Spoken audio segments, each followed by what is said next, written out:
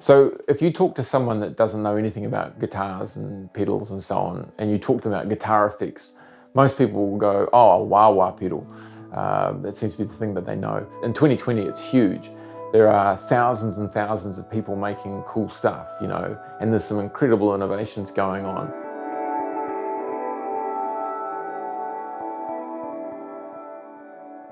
I have no clue. That's the honest answer.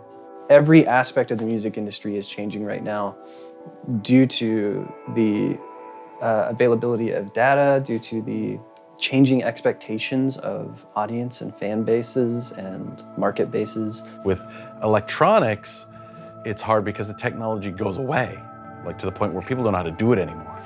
Like there's not a lot of guys that know how to make bucket brigades anymore. The availability of parts is really kind of a nightmare. Even the capacitors we use in the King of Tone, those were discontinued.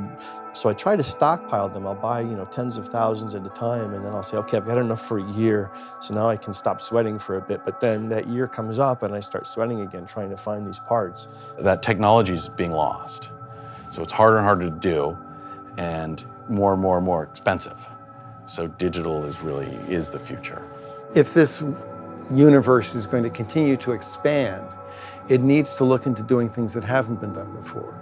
We can do things that in analog would take thousands of components, but for us, we can squeeze it into a small package, and then you can do things that you can't do in analog at all. So I think as far as bringing new products to market, it's important that we're doing something that nobody else is doing. So for us, that's DSP is the way to go for that.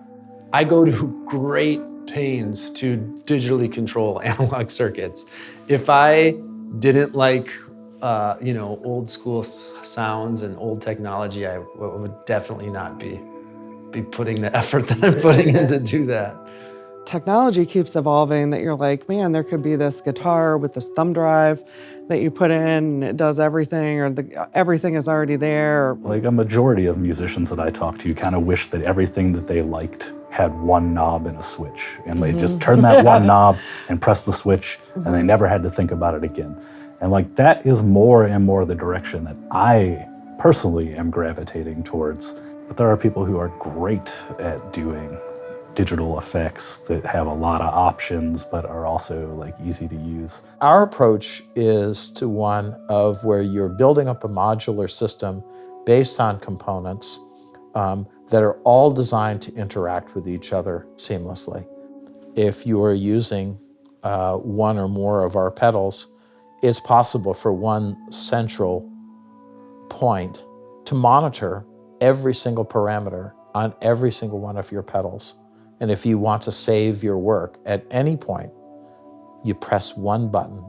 But it's still set up in an architecture like a traditional pedal board.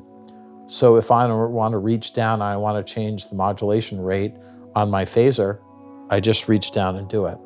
Most recently, I've been having a lot of fun with the concept of pre-emphasis, de-emphasis. It's a concept where you change the sound and then you perform some action on it, whether it's DSP or it's some other type of process, might be even analog delay, but then you do the kind of equal and opposite filtering after that process.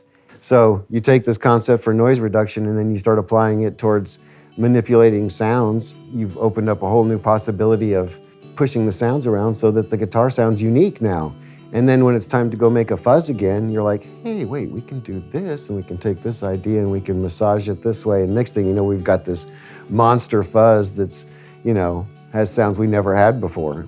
There are libraries of different digital effects you can create that are designed to be used for car stereos or whatever. Oh, we want an equalizer in this car stereo product that we can sell to Chevrolet or whatever.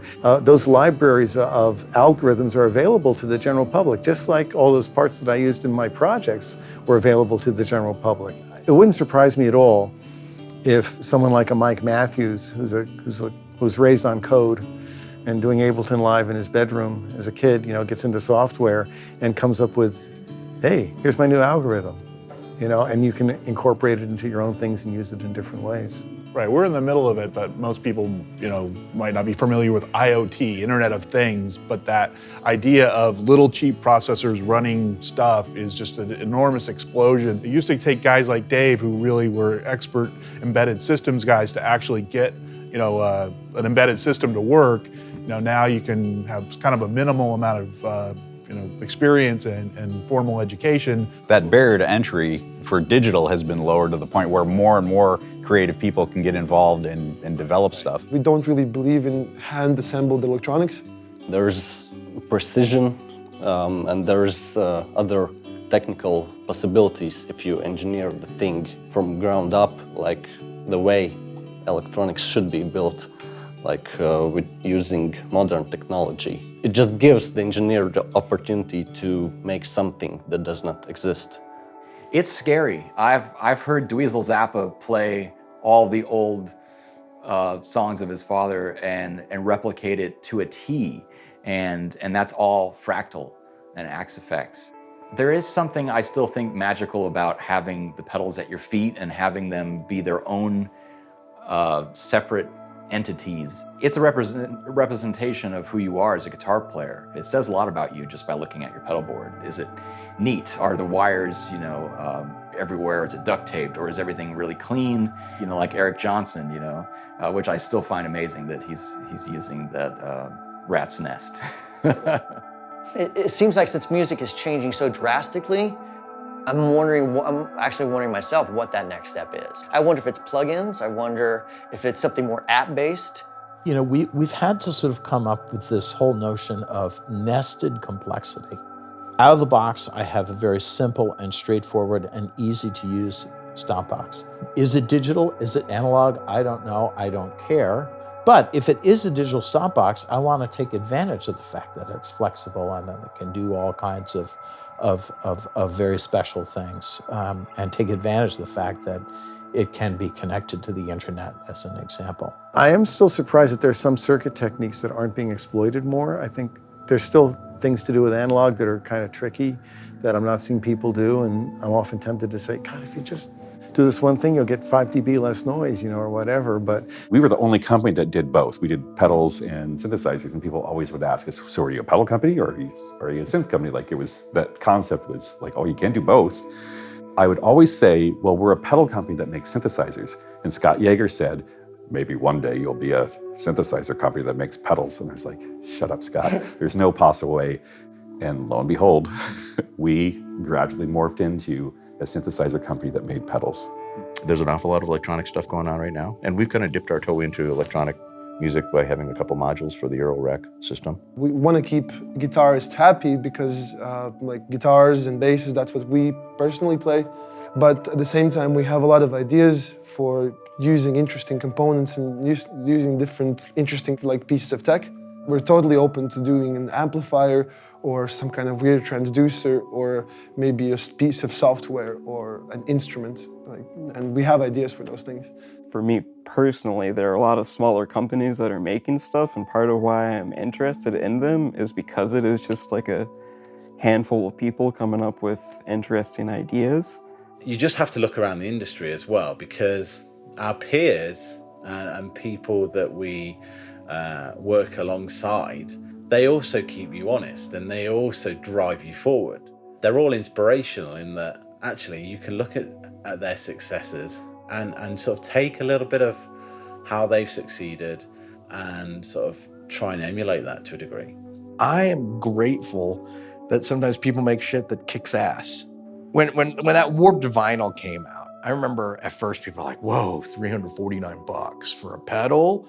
And then I look and there's 20 dip switches and he is out there and he's pushing some things and he's got all kinds of control upon control. It was almost like a pedal and like a meta of a pedal.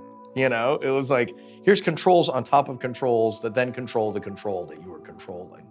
I was like, him doing that made me think, okay, well, how can I push my own work further? Or where do I want to draw a line here? That's a huge part of what we're after is what's never been done before and how can we figure it out? And, the artists that are pushing the boundaries that have a bigger audience, it's just fascinating to hear what they haven't found because they've spent a lot of time on it? I did my first collaboration a couple of years ago now, or like a year and a half ago. And now it's like, I don't want to make a pedal that's not a collaboration at this point. It's just like so fun, especially, I think that it ultimately, you come out with better products too, because if you have someone else that you work well with and you respect, you get the best of it all, I think. I think the most important question that musicians need to ask themselves is, what if? What if I do this? What if I plug this in the wrong place? What if I use the wrong order? What if I figure out a way to have the envelope follower read the guitar but control an effect further down the line? What if I? That's the only way you come up with new stuff. If you ask how to, you're just trying to figure out how to do something that already exists.